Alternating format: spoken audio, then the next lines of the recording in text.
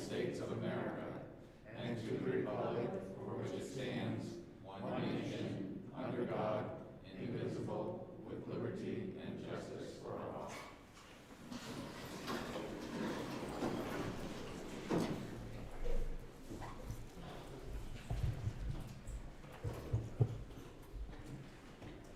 Laura, you all set with attendance?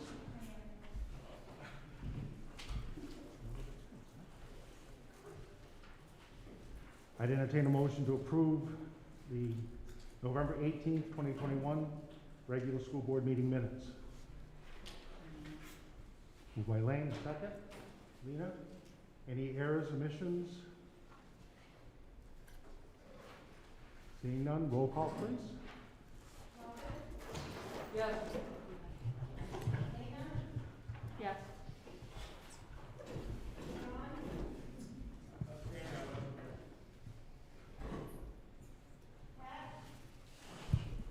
Yes. Not voting. Phoebe? Yes. Ava? Abstain. Elaine? Yes. Lynn? Yes. Rob? Yes. Yes. And I need to apologize. In attendance, I should have welcomed Ava, our student board member, sitting with us for the first time. So, welcome.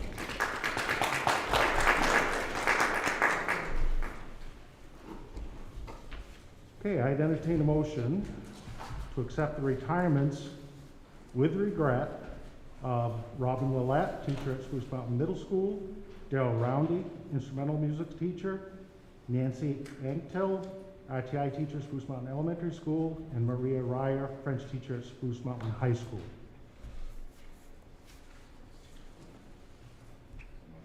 Moved by Pat, second by Elaine. Any comments?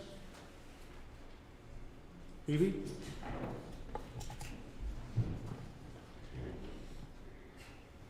It's not often that we have a group like this retire and resign at the same time. So I just wanted to thank them all for their wonderful service to this district. We're going to dearly miss them, but all of us greatly appreciated everything that they have done. I can't begin to tell you how many students they have touched with their kindness, patience, and understanding. So if they're listening, I just want to say thank you for everything. I think we all echo that, Phoebe. Well put. Thank you. And roll call, please. Elaine? Yes. Robin? Yes. Lena? Yes. Lynn? Yes. Pat? Yes. Joel? Yes. Phoebe? Yes. Andrew? Yes. John? Yes. Ava? Yes. Bob? Yes. And on the next one, just for clarification, this is just for him for retirement. Yeah, he can't actually resign, he has to retire. So I'd entertain a motion to rescind the resignation from Stephen Sweet, physical education teacher, Spruce Mountain Primary School. Moved by Robin, second. Phoebe? Roll call? Lena? Yes. Robin? Yes. Elaine? Yes. Pat? Yes. Andrew? Yes. Joel? Yes. John? Yes. Lynn? Yes. Phoebe? Yes. Ava? Yes. Bob? Yes. Now I'd entertain a motion to accept the retirement notification of Stephen Sweet, physical education teacher, Spruce Mountain Primary School. Phoebe, and a second by Elaine. And roll call on that. Lynn?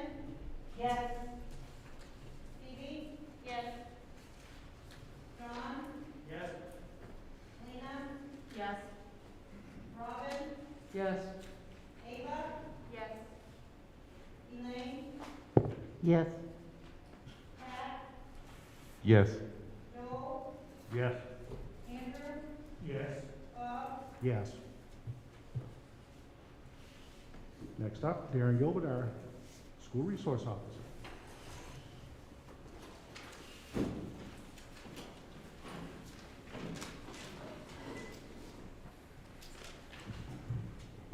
Okay, I was asked to prepare a report basically on the first quarter's events, what we've had for, in my world, notable activity. We've had 8 criminal events at the school resulting in no charges. We've had, that I know of, that I have been involved in, 4 fights or assaults, 2 drugs, possessions in school, 3 weapons found in school, out of control students or walkaways from the building, 6 this year. Threat assessments conducted, 10. This is something that's kind of new. Last year we were fortunate enough, former social worker Dr. Karen Barnes that used to work for our district, she now works for the Maine School Safety Center, and she was able to get us, myself, Mr. Albert, and Christy Labonte seats in a class for, it's actually called CSTAG, it's a Comprehensive School Threat Assessment Guidelines. It's originally called the Virginia Tech Threat Assessment Model after the Virginia Tech Massacre. It is the top threat assessment evaluation in the country right now, and we're all certified in it. Since then, myself and not Dr. Barnes, but Christy Labonte have taught. We actually have functioning threat assessment teams in every school now, and we've actually conducted 10 of them this year. So. And what that does is that gives us the ability to look at every threat individually, try to prevent things from happening, and get students help that they need before we have problems or they have problems, and try to fix it before it's an issue. It's a great program. What I call student guidances or assistance, examples of that are answering questions about a path towards their future, or assist them literally with sometimes homework or work assignments or whatever. I've done 15 of those this year. Home checks locating students, 38 so far this year. To give you an idea, last year we had 135. So we're kind of, I think we'll be probably close to 100 by the end of the year, but I don't think we'll make it there with everybody. You know, we have everybody back in the building. Student transportation, if I take a student home or I wind up picking a student up and bringing them to school, I've done that 10 times so far this year. Assisted other agencies, provided information 10 times. Lockdown drills, we've done 1. We've got some scheduled for the future, real close future. DHS referrals, I've done 2. Maintenance issues, notifications, security issues, conversations, talking about things that break, or talking Ken into letting me spend money for the district to make our schools safer. 8 times, taught 2 avoid, deny, defend classes, which is our civilian response to an active shooter. We teach that every year this year. I teach that every year to our newly hired staff, so we're all on the same program. Property retrievals, I've got 1. I've got 2 more in process that are proving difficult, but we'll keep working at it. And staff assist, which consists of interviews, assisting with interviews, offering guidance, investigations, 43 times this year. And we've had 1 fake alarm. Haven't we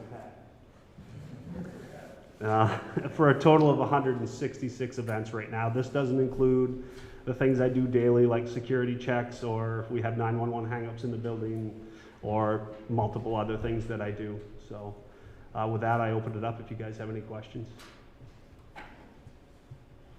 Yes. I just want to thank you from the bottom of my heart for all that you do. You make a difference with a lot of kids. That's beyond what staff can do or we can do with programming, person to person. And we're so fortunate to have you, and I thank you sincerely. Thank you, I appreciate that. Yes? I want to thank you for the email that you sent the board. I had confidence that we were set as far as what happened in Michigan, that Yes. nothing like that was going to happen here. We would be able to rein that in, and that email helped out a bunch. So thank you very much. You're welcome. I mean, in my opinion, we have top-notch administrators in each building, and each and every one of them take safety of the utmost importance. And anything that even looks like it's a threat, I've known about it before within minutes. So we do a great job with it, and we have great administrators. Anyone else? Thank you, Darren. You're welcome. Now a report from Doug Saunders, Franklin County Children's Task Force. Good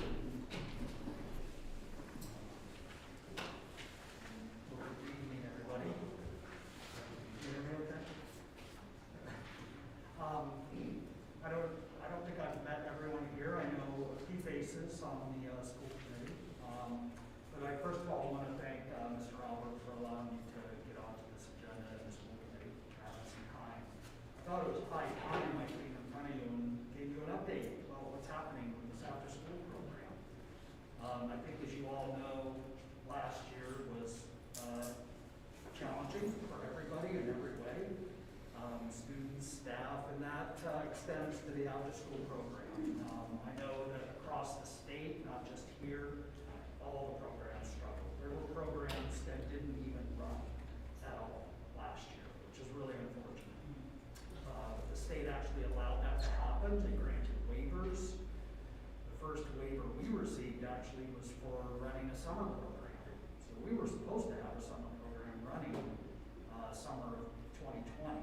That didn't happen. Almost every program in the state had a waiver because no one had staffing and no one could adapt to the different protocols that were in place at every district. Thankfully, things have changed. Last year, during the school year program, I like to say we didn't just survive. I think we actually did quite well under the circumstances. It was a challenge with staffing first, but also we started out fully remote, and I think most of you probably understand most students do not want to attend after doing a lot of remote programming during the day. They certainly don't want to jump online and do remote programming in the evening.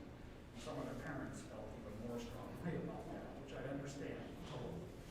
So I just kept encouraging the staff and saying, it's okay, we'll work through this, we'll serve every student we can possibly get, and then hopefully next year will be a little different, and it has been, thank goodness. So I want to give you, I'm not going to run through every line of the report that I wrote up. I tried to hit some of the highlights that I thought you might find most useful in terms of information. But in a nutshell, at the end of last school year, we had a total of 99 students registered in our program. And as of today, we have over 120. The time I wrote this update on the 30th and submitted it, we had, I think, 120 exactly at the time. So we're over that now. And what's really encouraging is our numbers at the middle school are growing faster than any of the other sites. I would love to see them all grow equally. However, middle school students are typically the most challenging to get signed up for an after-school program. We run another program up in MSAD 58, and I can tell you they have even fewer grade 6 through 8 students signed up for the program. So I find that to be very exciting. Goal moving forward is to increase that even more. But it is a challenging group. Trying to get a middle schooler to understand this actually might be a fun, engaging thing to do is a challenge. But I think word of mouth is helping now. Students are talking to students. That's always the biggest recruitment tool you have in an after-school program.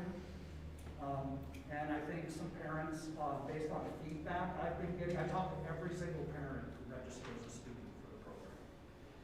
And the feedback over the past month, slightly less than a month actually, has been that they're very concerned. Some of our newest registrants, parent-teacher conferences happened, and they're concerned about their grades and their academic performance. So I think we're seeing some increase because of that as well. So all in all, very encouraged. I'd love to see these numbers go up a lot more. As you may have seen in the report, we are required under the terms of the grant to serve a total of 120, actually it's 122 students, what we call RLP, which stands for regularly attending low performing. And I am not a fan of the term low performing. And they identify that as any student that scores less than proficient on whatever the test score is that you're using. In our case, we use the new wheels. So if they score less than proficient on either the math or the reading score in their wheels, they are considered low performing. In order to be regularly attending, they have to attend for a minimum of 30 days.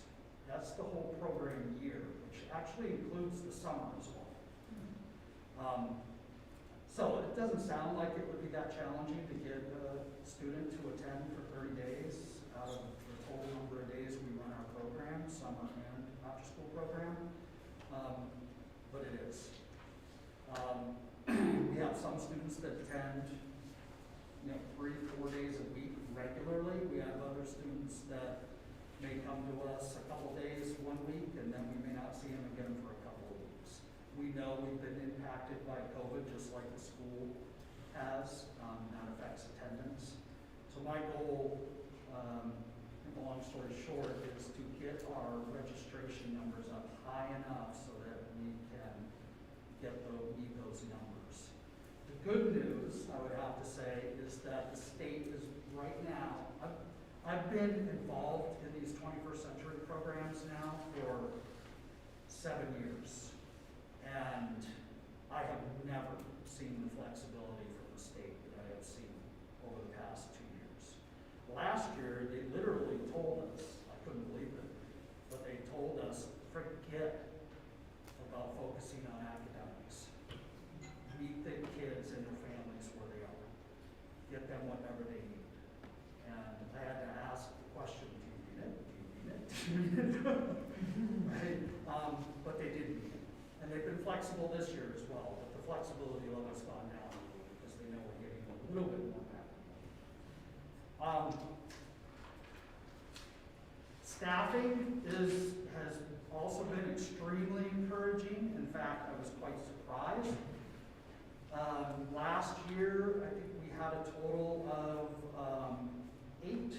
9 staff working in the after-school program. Right? I, in my budget, have budgeted for 18 positions. So I only had 8 of those filled. That worked out last year because of our low numbers. But I was very concerned coming into this school year that I knew we were going to need more staff. And they were not easy to find. It was a great challenge. However, something happened. And I feel really blessed because of it. We have put together a really fantastic staff.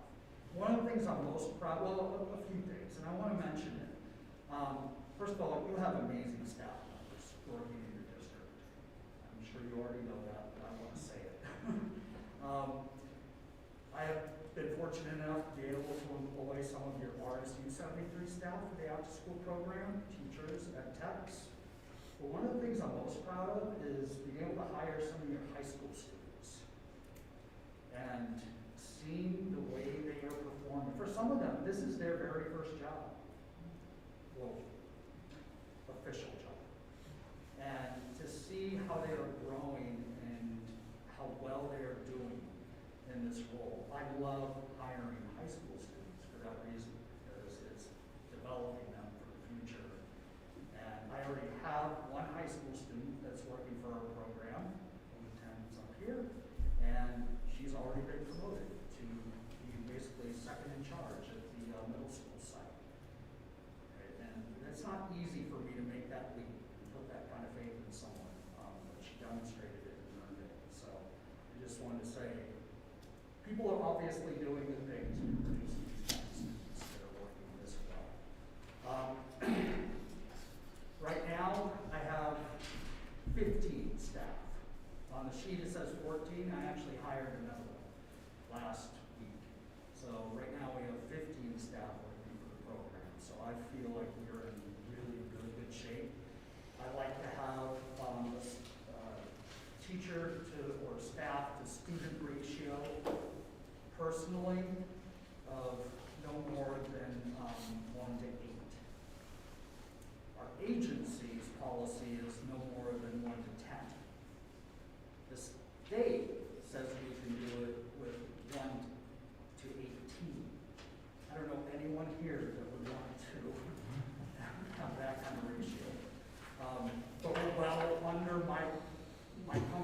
level starts to get a little wobbly as we approach the 1 to 8 number.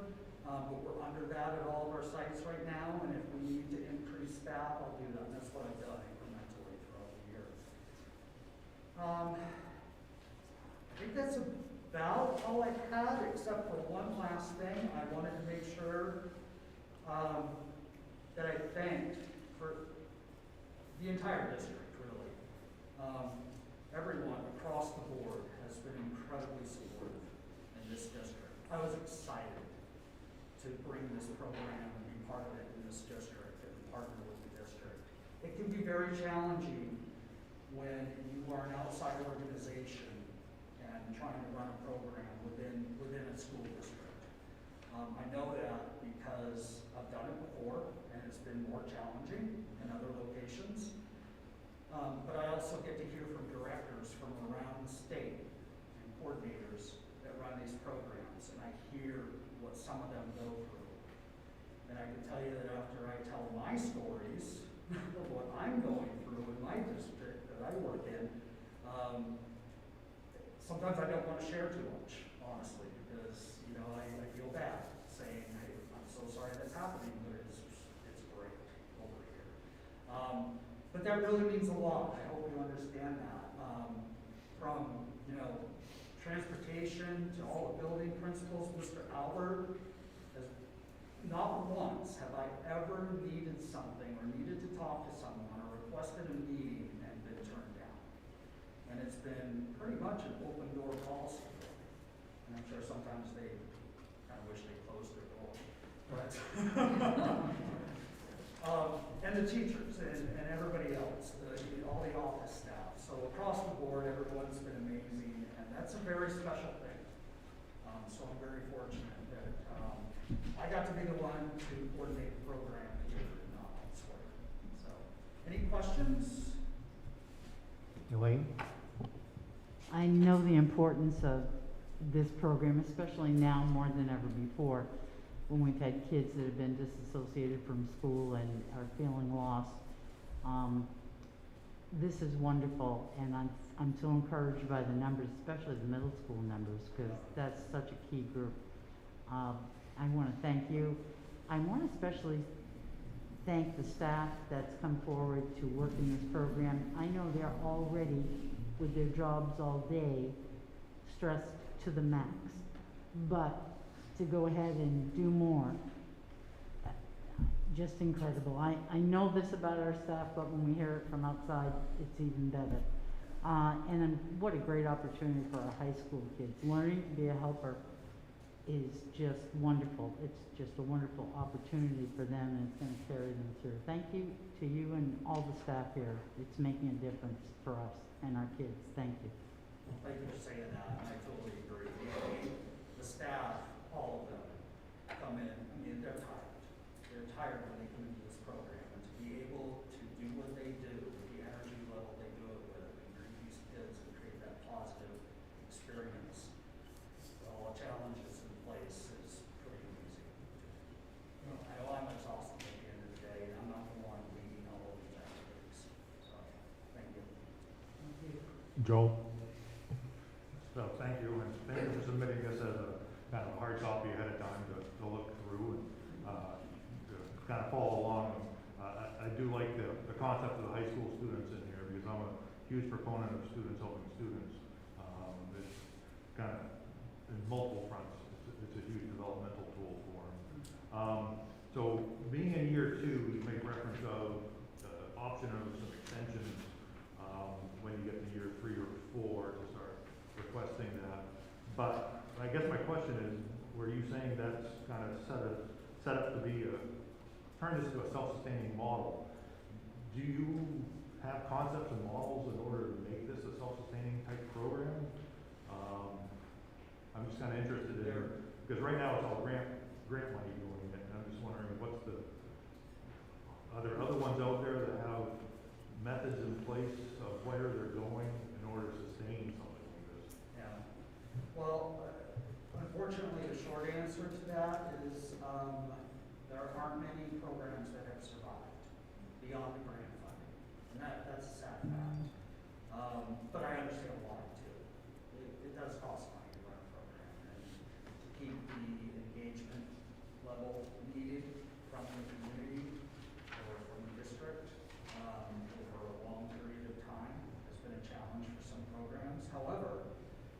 are some models out there that have shown success. Unfortunately, every one of those models that has extended beyond any potential grant funding involves some kind of fee structure. It may be minimal, but it's still a fee structure. And that drives away a lot of people. So you can pretty much predict that your numbers are going to plummet. However, they have survived. So they usually have to adapt and reshape their programs almost into new programs. And the focus becomes very different than what it is right now while we're grant funded. My hope is to make this a self-sustaining program. There are a number of ways to do that. I've obviously thought a lot about this and have been engaged in this process in other areas, other districts.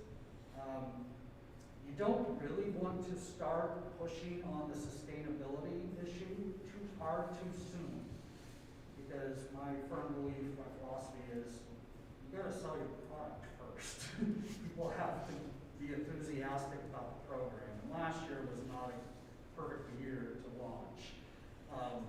So that's why I said in here, you know, we'll start talking about that process. I'm already working on sustainability plans, but I can't do that alone. That's going to require a lot of partnership.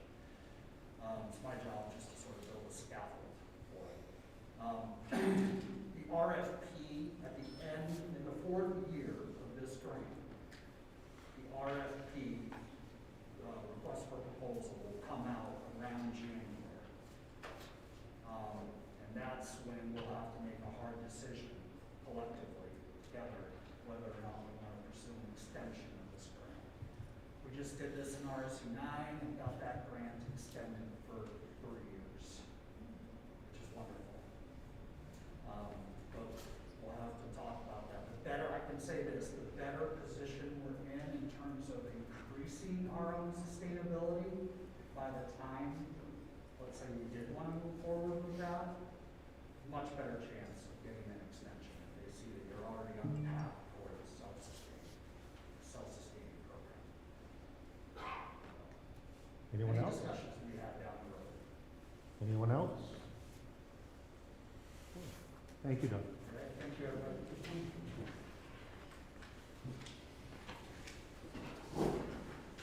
Public comments? John Benedetto.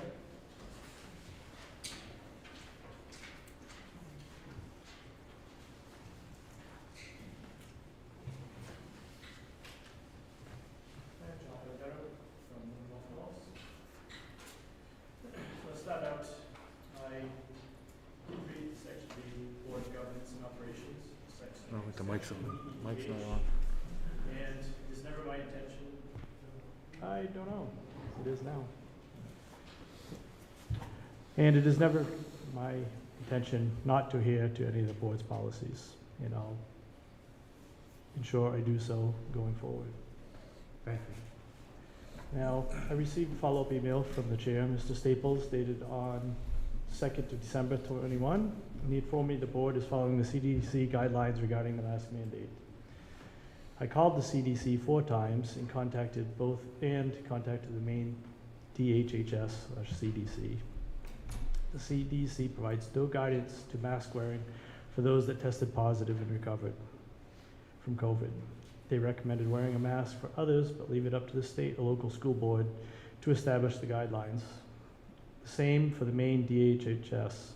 They stated Mills mask mandate ended, and the local board is to establish its own masking guidelines. The DHHS represented or suggested I read the SOP.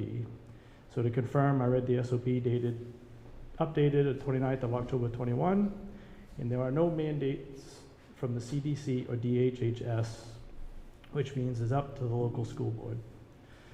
Now, there is no scientific evidence stating there are any protections for those that recovered from COVID by wearing a mask. And real-world data show they do not continue to spread the virus after recovery. Some countries even state there is at least 10 months of natural protection once someone recovers from COVID. At this point, forcing those that recovered from COVID to wear a mask is simply theater, and doing so is putting my child's health at risk. Now, I can understand this is very challenging for those not accustomed to working with particles that we cannot see. I'll try to put this into a scenario that each of us are very familiar with. If you were to go outside in the cold with your mask on, now breathe normally. Do you see your breath? I bet you do. If you're infected with the virus, including COVID, it would attach to those very liquid particles you see when you exhale. The virus will also be in larger spit particles, but those are not the ones that you have to worry about. It is the vapor that carries the virus far and wide. This vapor spreads across the room, and some of it will condense on the walls and cooler surfaces, leaving the virus to hang out for a while. I'm sure you heard the recommendation not to wear an N95 mask because they have the breathing port. In the air you exhale vents via the port, and it will infect everyone around you. Well, the air that exits via a port attached to the mask or through the spaces between the mask fibers is no different. You cannot strip the virus from that air particle with size exclusion, especially when the pore size of your filter or mask is hundreds or thousands of times larger than the virus itself. Remember, you cannot see the virus, but if you look close at your mask, you can see the fibers. Now, the more technical side to virus filtration, which requires particle and size exclusion, along with positive and negatively charged ions, since you cannot simply filter out a virus like your vacuum cleaner bag does dust, you need the power of electrical charge. We all know opposites attract, so to help filter these tiny particles, scientists discovered you can use opposite electrical charges to filter materials. To do this, you take a filter material and provide an electrical charge to it. This is often done with a chemically charged buffer or liquid to wet the filter, or you have a filter medium that can carry an electrical charge. So if the COVID virus is positively charged, you would apply a negative charge to the filtration surface. As the virus tries to pass through the membrane, the oppositely charged electrons are attracted to each other, and the particle will adhere to the membrane surface, preventing the virus from entering the air around them. Now, this is all real-world science.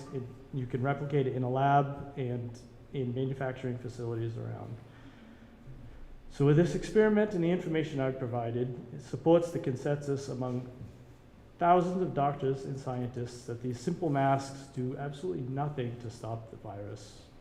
If you don't believe this is true, I would like the chair to ask the board to present any studies and evidence that would prove me wrong. If you cannot prove me wrong, the mask mandate is only hurting our children. And you may ask, why do governments push these masks? I don't know. Maybe it's their effort to look like they're doing something to help. Have you ever seen a debate between a member of the CDC and a scientist that disagrees with the mask wearing? Seems like that would be a good opportunity for others to see. I would like to ask the chair and the board to reconsider its mask mandate, especially for those who tested positive and recovered. I am willing to meet anyone to discuss this technology in further detail. Now, again, it's easy to dictate rules when you're not held accountable for the damages they may cause. And one final piece, I do have a question of how much the fancy electric signs cost the taxpayers and how does it benefit the students. I would prefer that the money is spent on school supplies that benefit the children's learning, as I'm certain the members of the community know where the schools are located. So, thank you for your time.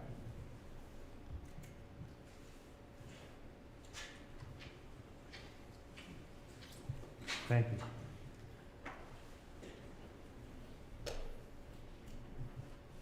Any board comments? Phoebe?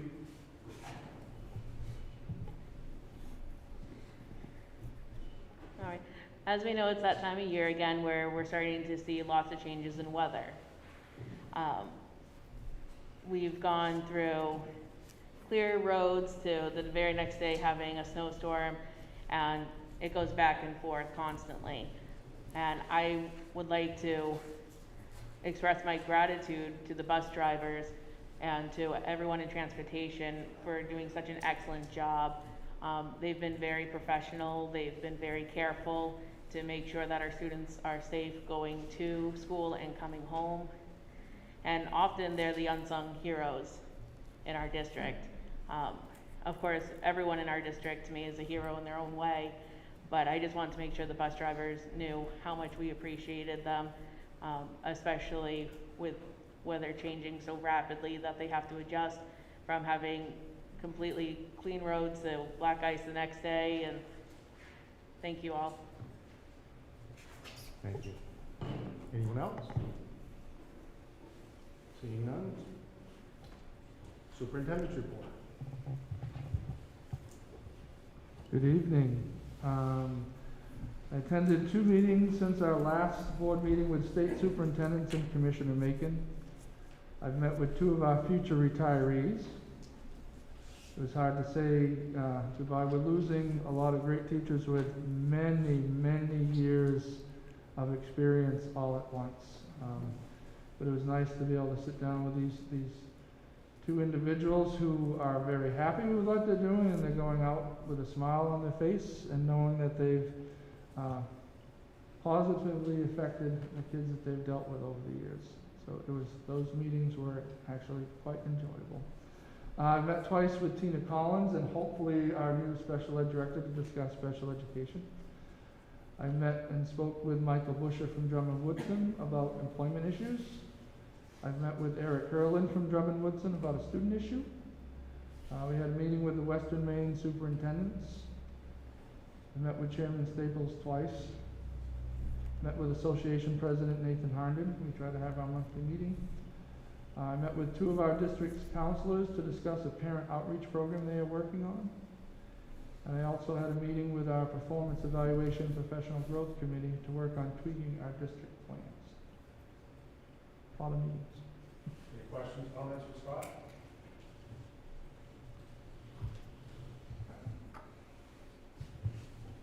Administrator reports. Tina.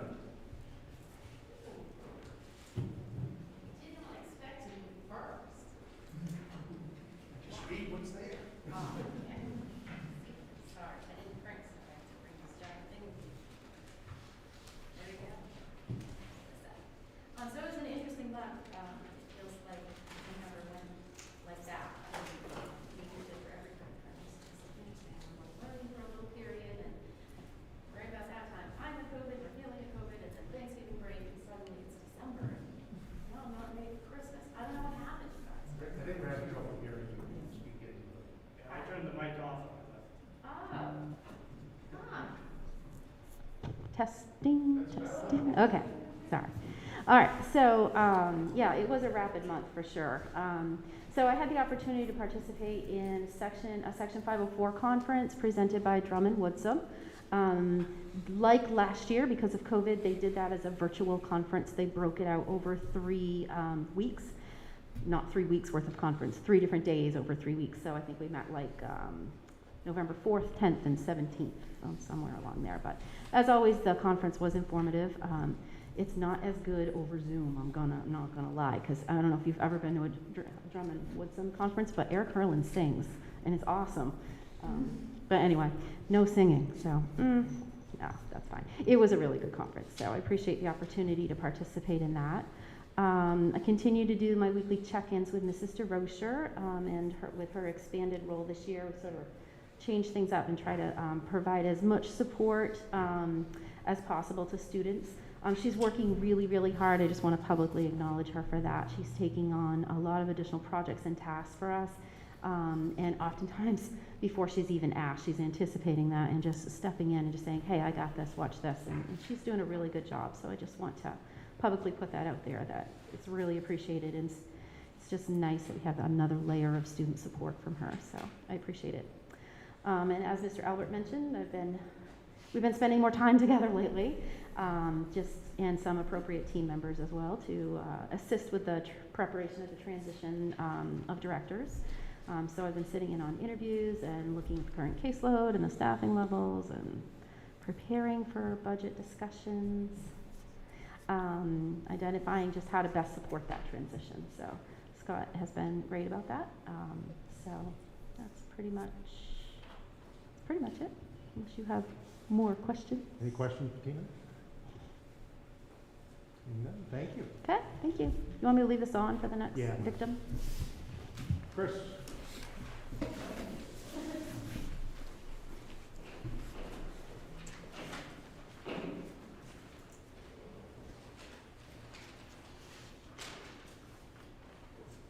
Okay, just a few quick things.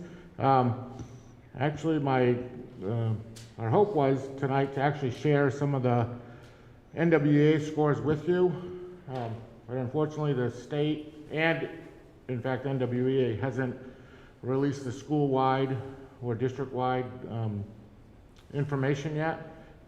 We do have, that's not to say we don't have the student data, but it's all individual at this point. So right now schools can access each student's information, but we just don't have it all compiled. In the past, NWEA has always compiled that for us and got it back to us pretty quickly. We've definitely noticed, and not only myself, but other coordinators around the state have noticed that it's a little slower this year. My guess is because every school in the state now is using NWEA, where before there weren't as many, so they could get the information back to us quicker. So the hope is by January, all that will be compiled and we'll be able to compare. And what that does for us, when they compile it for us, they compare it to all the other schools that are doing NWEAs around the country and show us where we stand and how our students are doing. So I will plan to have that for you in January. I'm assuming even if the state may actually not release it on their website yet, but we should have it locally here with NWEA. And talking about that, we do know, I mean, some of the schools have started digging into that data, and we know the kids are struggling just by looking at that local stuff. So we had a really good meeting yesterday morning with our new RTI teachers that we've hired through the grant, as well as our veteran RTI teachers, you know, Title I and things like that, who are all interventionists as well. I'm still starting to really come up with some good plans for district-wide, what we need to look at. We really want to focus on Tier 1.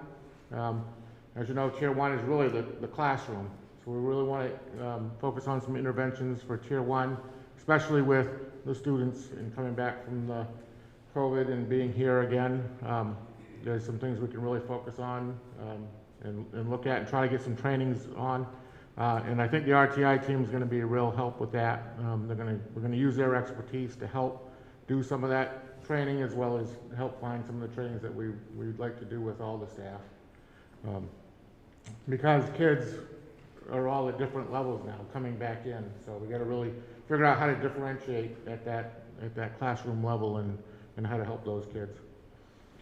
I'm pleased to announce that I received the report cards for Trimester 1 from the Remote Academy, all of our students that are attending the Remote Academy. And they're all of them except for one are doing really well. One student is struggling a little bit. Doesn't mean he's failing, it just means he needs a little extra help, and we're actually working with them, and they're working pretty well to get him some extra help and get him some focus on the areas he needs, because he's struggling. But overall, they're all doing well and all passing their courses, so we're happy about that.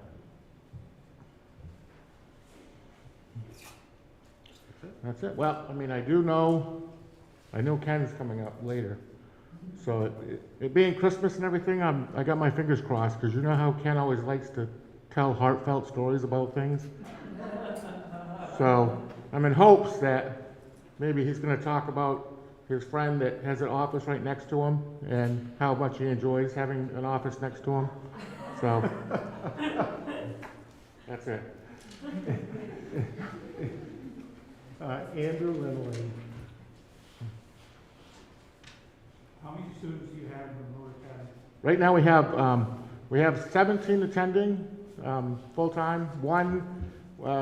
We only had 16 report cards because one just entered, so he didn't have time to actually have a report card, but he was doing well here and should continue to do well in the Remote Academy. And we may have a couple more that are about to enter. Elaine? I'm glad your teachers have the individual reports on there, because that can educate their instruction and show the child where they are.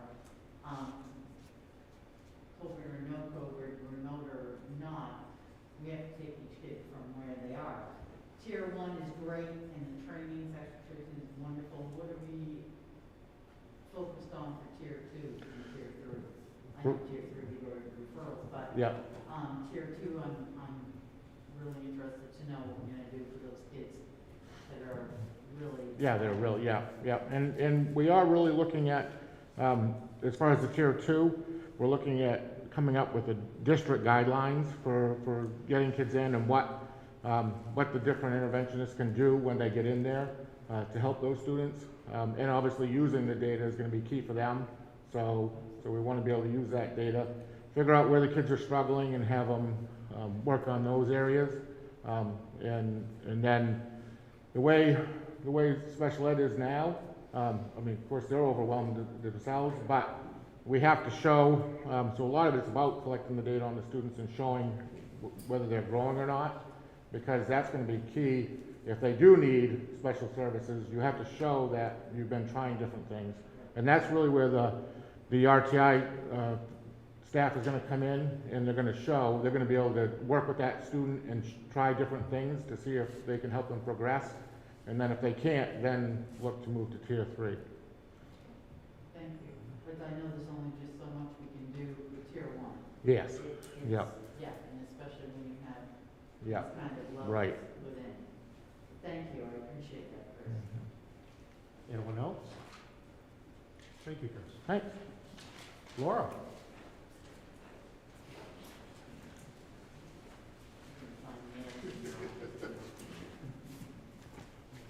So, good evening. Can everybody hear me all right?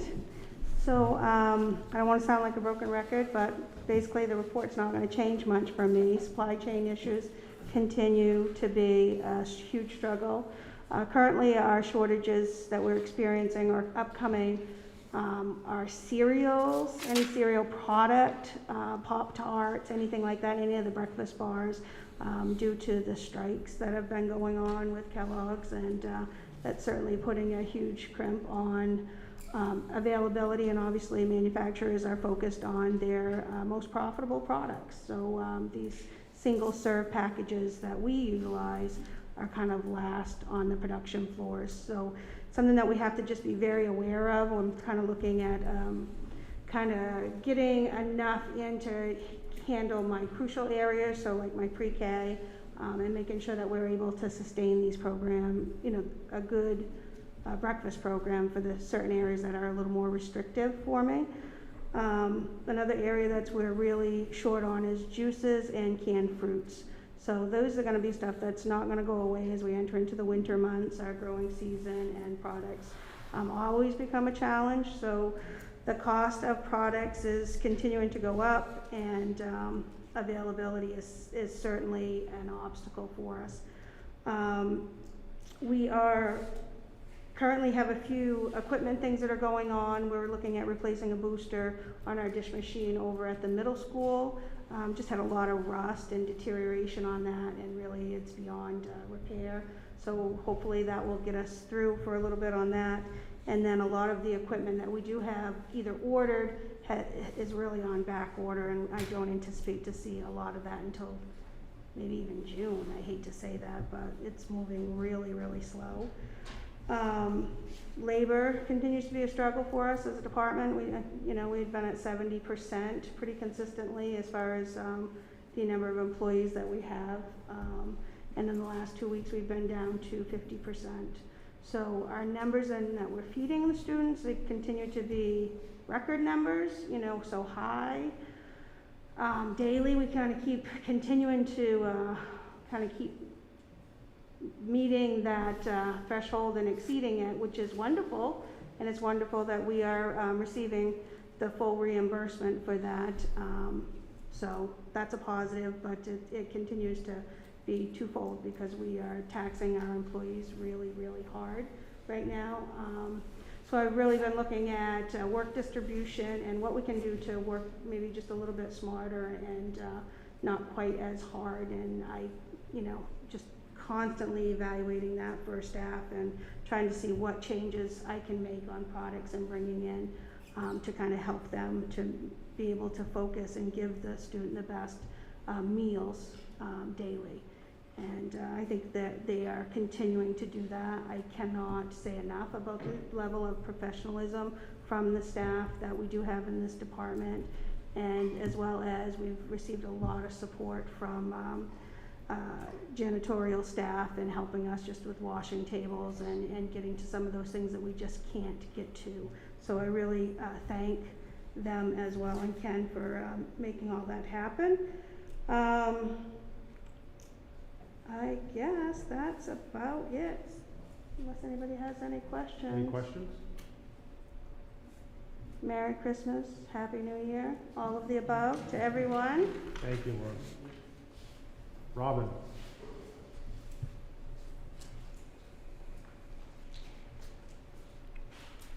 Hi, good evening. I will start with the less than popular news. We only had 2 appropriate candidates for culinary, so we've made the decision to postpone it for now. I know, I'm sorry, can't we do lunch, Scott? However, we are collaborating with the Chamber of Commerce this month, so we'll be doing a holiday breakfast for their meeting on December 16th. It will be Chef Wayne and 5 of our students from past cohorts from the culinary program, and they'll be hosting that at the Spruce Mountain Ski Lodge Thursday morning. So there are spots available if you would like to have breakfast that morning. Last year was like our banner year for graduates. We had 30 graduates last year, and for a while there we weren't seeing students that were engaging with us in this new year. I can say now that my schedule is packed with high sets. Scott signed off on 2 diplomas just this week alone. We're seeing a huge increase in numbers right now, which is fantastic. I'm not sure if it's trying to beat the end of the year, trying to get their diploma or high set before then, but a lot of students coming in right now. And the last thing, I have provided you with some of the preliminary data that we put out a questionnaire to the community about childcare needs. So I'll just highlight a few of those things for you. We had 67 respondents over 8 weeks. Roughly 50% of folks said yes, absolutely, childcare is a need. And I apologize, I printed this not in color, so it's not super helpful when you see the pie charts. Trying to, save money.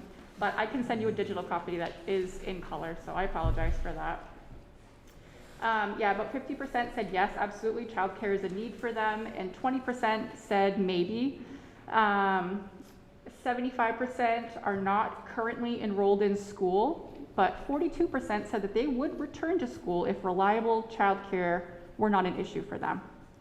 And furthermore, 54% would enroll in an adult education in some capacity if childcare were offered on site. So if they were able to come to adult ed, drop their kids off, and then take a medical assistant class, IT, finish their diploma, that would be huge for them. We dug down into what time they would need childcare, so it just kind of reaffirmed what we were thinking. The majority of folks in our community, it would be Monday through Friday, 8 to 5, and Doug, you're still here. After school care was 48% for school-aged children. And another big eye-opener for us, 83% said that they have not applied for childcare subsidies. Many people didn't even know that that existed. If you wanted to enroll your child in your kid in childcare, there are subsidies available through Western Maine Community Action that can pay for them to go to have childcare. So we own that, and we'll disseminate that information and make sure that our community members know that that's available to them. Any questions? Any questions? Pat? Sorry, I just missed the date there for the culinary program where you said they were going to do the Chamber of Commerce. Yep. When was they doing? Next Thursday at 7:30 a.m. at the Spruce Mountain Ski Lodge. You're welcome. Anyone else? Thank you, Robin. Thank you. Jim?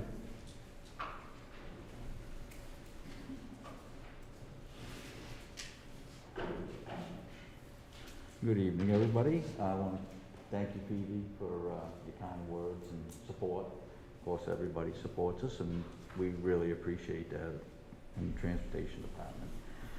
I've got a couple things. We wrapped up the fall sports trips. High school, we traveled 4,075 miles. And middle school, we traveled 527 miles for sports trips this year, just in the fall. Winter's starting to ramp up now. We're getting ready for that. Middle school's already started, and the high school's going to be starting very soon. Update from last meeting on the bus that was in the accident in Farmington. The insurance company got back to it due to the age, extent of damage, and the location of the damage. They totaled the bus. They said we could go ahead, replace it with a new one, less the deductible. So our deductible is $1,000, so we can get a new bus for $1,000.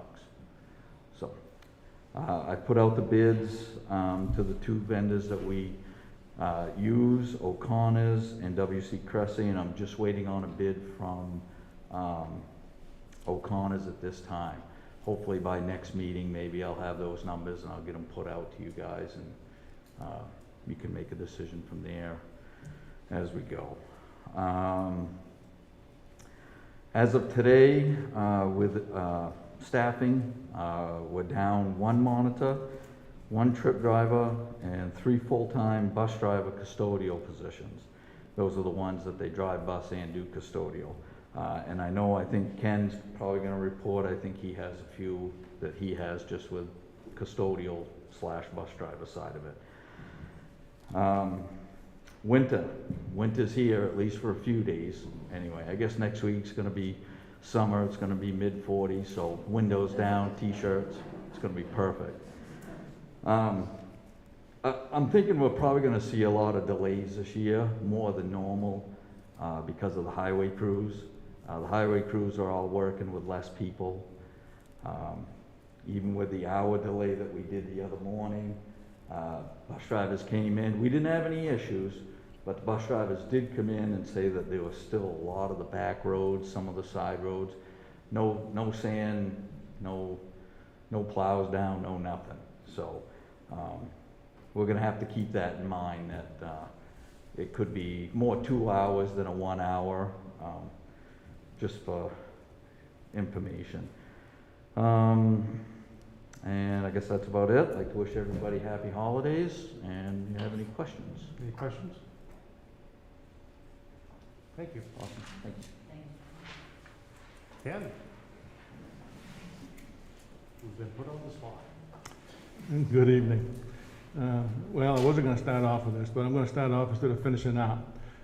The person that does have a room next to me now, which is total chaos and quite a torture. I will say one thing about him: he is a flashy dresser, and wears very, very bright, colorful clothes. So, yeah,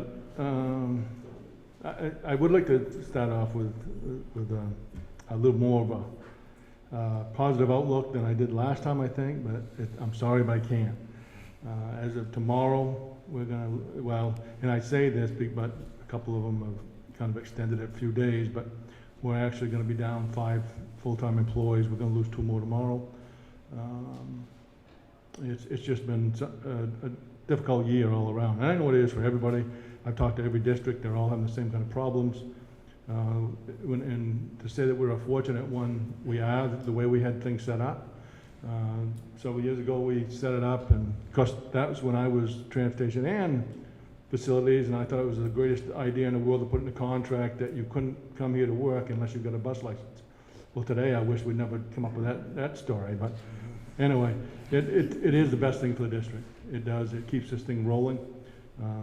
Sometimes things slow down in the aspect of the custodial part, but you know, it's just the way it's gone. I do want to put a thing out to each of you that we've had 2 people an hour of. One has battled COVID and been in the hospital for several weeks. He's home. He's still on oxygen, but in hopes he's going to be back after the vacation. And if anybody can make it, he can.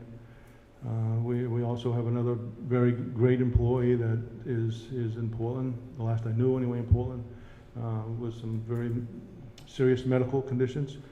I know the plan was hopefully to get into Boston and get some of these things worked out, but please keep them in your prayers and your thoughts.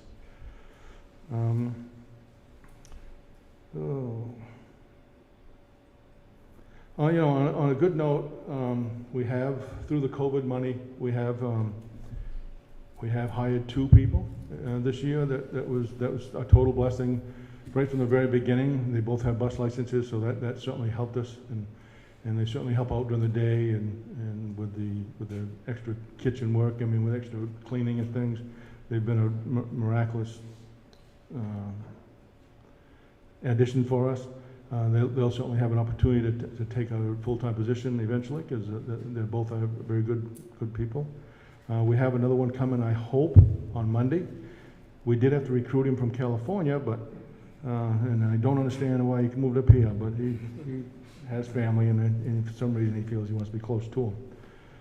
So I hope that works out great, and I think it will. But we're still open for several positions, as Jim said, and hopefully things will work out there. It's because of several dedicated, I believe, dedicated employees that we have, that we've been able to limp along through this trying time. We got guys that are working, as I told you before, they're working anywhere from 135 to 160 hours every 2 weeks. They drive bus all day, then they're willing to come in at night and clean because it's what we need to do. For these people, I can't praise them enough. COVID certainly has taken effects on us. I believe mentally, physically, emotionally. If you look around, you see that everybody's uptight, tense. So we're just in hopes that this is all going to go by in a short time, and we'll get back to normal, or at least somewhat normal. And certainly I hope that this country can pick up again and get people back to work. To change the thing now, on November 30th, Scott, Brian, Wayne, myself, and we met with 2 of the Siemens reps to go over and sign off on some of the Phase 2 projects. We have two of the projects that are still kind of open. One is the automation for the middle school boiler, and one is the inspection of the stage lift at the high school. I believe it's going to be on December 14th. Next Tuesday, the state will come to inspect that, unless something comes up again. They've canceled once already, but they have to make the final inspection, and we should be all set. We've also replaced several leaking pipes in the middle school. If anybody's been around there, they probably could see the open spots through some of the hallways and into some of the classrooms. Thank you so much for Kerry to allow us to do that, but it's certainly good that it happened when it did, because we ended up with several more leaks, and we had to shut the boilers down, of course, so when you shut them down, things get kind of cool quick. So we got those finished, got insulated, back on insulation. So what we'll do is we hope that we have the funds in the summertime. We'll hold off now till summer and finish replacing some of the old galvanized pipe. Also needing replacement is you'll see in the budget, when I present a budget this year, there's a water line that goes from the end of this building out to the Route 4. During November, we had a leak that came up through, and that we had to replace. It looked like that old ductile iron pipes that was in there. It was very bad shape. So I really believe that it'd be only to our own advantage if we was to replace it. I hope nothing else happens this winter, but I mean, you'll see that in the budget, and that'll be a choice that we can make. And we'll certainly get together with Scott, and if there's any way we can put it under any of the assessor funds, we certainly will try.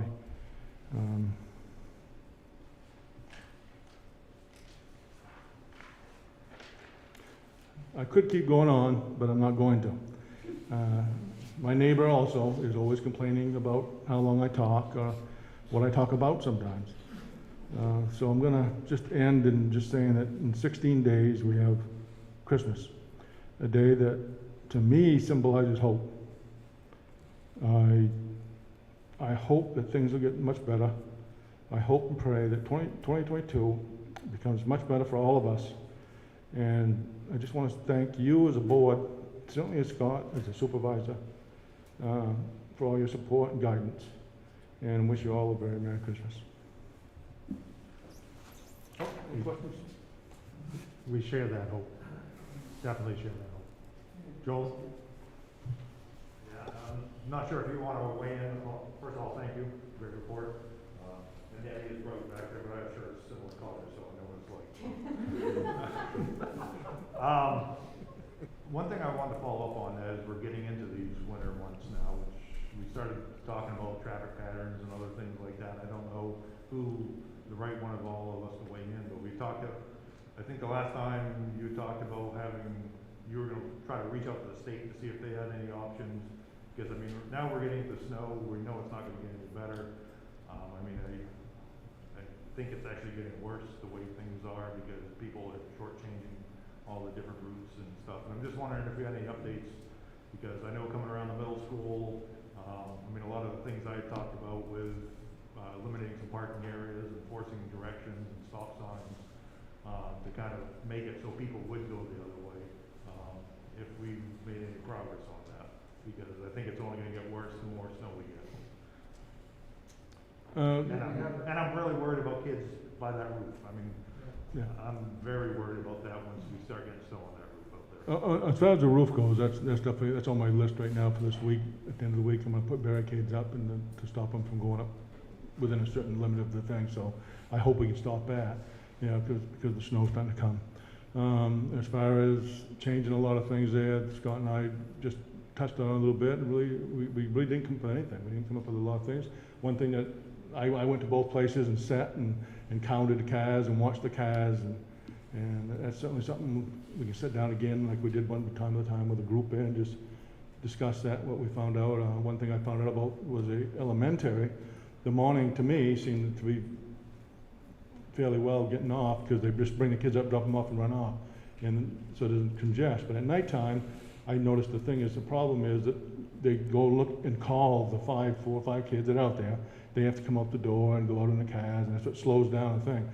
Chris and I was talking about that as part of the ESSER thing too, to include it into another module that we're looking at getting, and perhaps creating, well, this is a school, perhaps creating a road that will go straight out through to the other road to the bus garage, and then they can go right out through. Yeah, that was one of the things I think that would be certainly a great thing to do. It's something we'd have to do certainly in the summertime to get the road built. But it's going to be it's a figure that I gave him, and I hope that gets, well, it's up to you guys if it gets incorporated into it or not, but I think that would save an awful lot for the drop-off traffic to keep going steady this way instead of going around trying to make a loop all the time. So that could be solved, but it probably won't be solved totally this year. And the other one, I still think we got some talk to do about that, and there's some things that I could suggest, but I'd like to sit down as a group if we can and just discuss that. And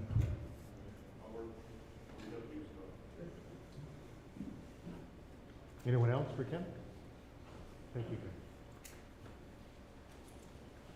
Ken.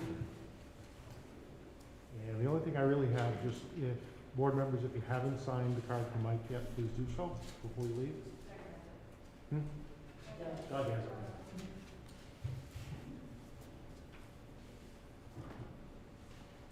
And I'd entertain a motion to accept the second and final readings of policies JLF, reporting child abuse and neglect, BCD, board member conflict of interest, BHC, board communications with employees, and KDA, public information program. By Phoebe, second by Elaine. Any further questions, comments about any of these policies? Seeing none, roll call please. John? Yes. Lena?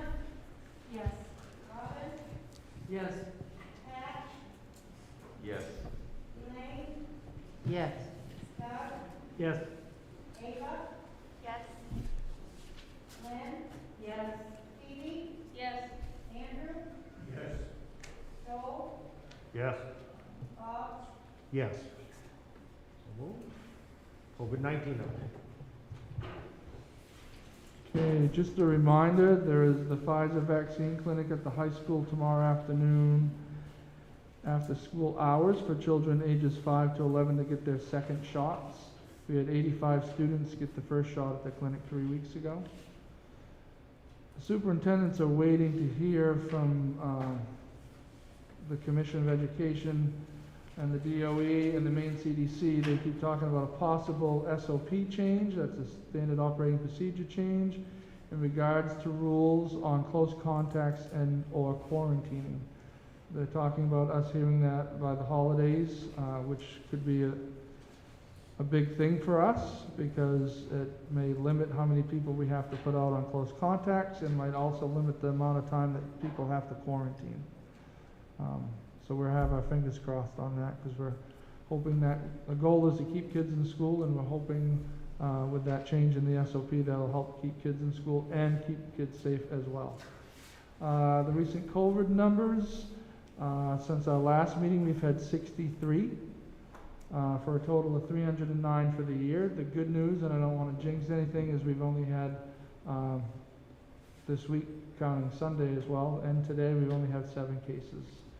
Things seem to be slowing down, but we know that could shoot right back up, but that's where we are. And we were kind of worried about the beginning of this week because 10 days out from Thanksgiving, people were saying that could be when we'd have another spike.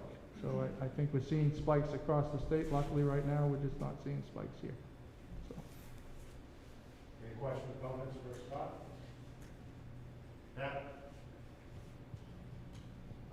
Yeah, thanks, Scott, for all the updates on all this, and obviously, you know, it keeps you busy and all the phone calls and things, but I have noticed kind of a slight decrease myself, you know, in this past week, and hopefully that stays that way. With regards to, you know, the availability of the vaccine for students and basically anybody at this point who hasn't had an opportunity to have it. You know, one of the issues that has potentially come up from, you know, maybe it's associated with vaccines or not, but it kind of came to my attention that, you know, it's maybe a good idea to look at our health assessment plan in terms of defibrillators in the buildings, and then perhaps just checking, you know, the training and, you know, things around that, because I know that that is an increasing effort that's coming up from other school districts to look at the potentials for, you know, if there's anything that happens with a student. Oftentimes, it's been heart or breathing related, like activity-wise in school. Just thought it'd be something that we think about before we might have an incident. And that was all. Yeah, I'll check with my nurses tomorrow. Thank you. Anyone else? Thank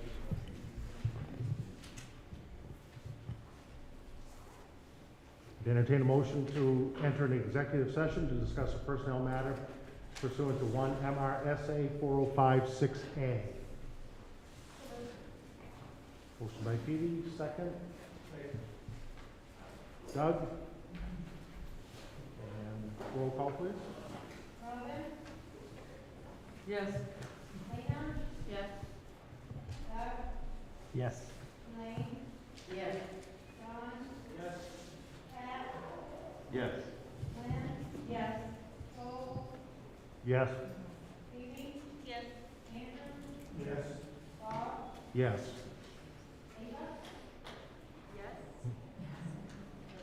You could have, it's okay to vote to go into it, but you have to leave.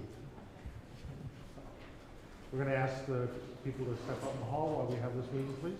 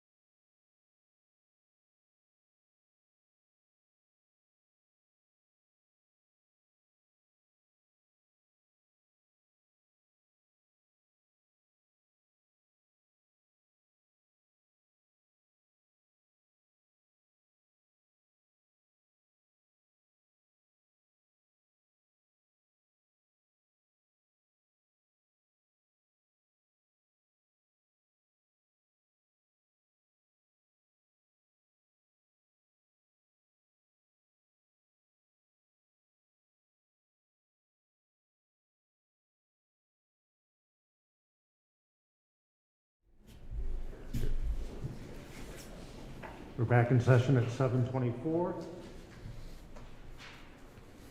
I'd entertain the motion to accept the superintendent's nomination of Sherry Parker to the position of Special Services Director. Elaine, second by Pat. Any further comments? And you can't vote on that one. Roll call, please. Andrew? Yes. Phoebe? Yes. Joe? Yes. Lynn? Yes. Pat? Yes. John? Yes. Elaine? Yes. Doug? Yes. Lena? Yes. Robert? Yes. Bob? Yes. Can Ava vote on this? No. And again, a reminder, don't take these home with you, give them to Laura so they can use this earlier. I'd entertain a motion to enter an executive session to discuss a personnel matter pursuant to 1 MRSA 4056A. Phoebe, second Pat. Roll call, please. Robert? Yes. Doug? Yes. John? Yes. Pat? Yes. Joe? Yes. Andrew? Yes. Phoebe? Yes. Lynn? Yes. Elaine? Yes. Lena? Yes. Ava? Yes. Bob? Yes.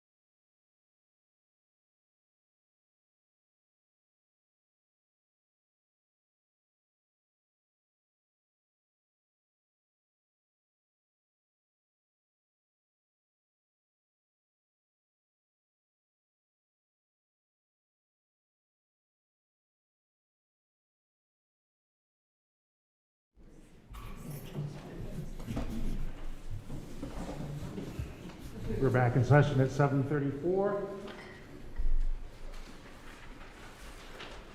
I entertain a motion to approve the certification of employment for the superintendent of schools for fiscal year 22-23.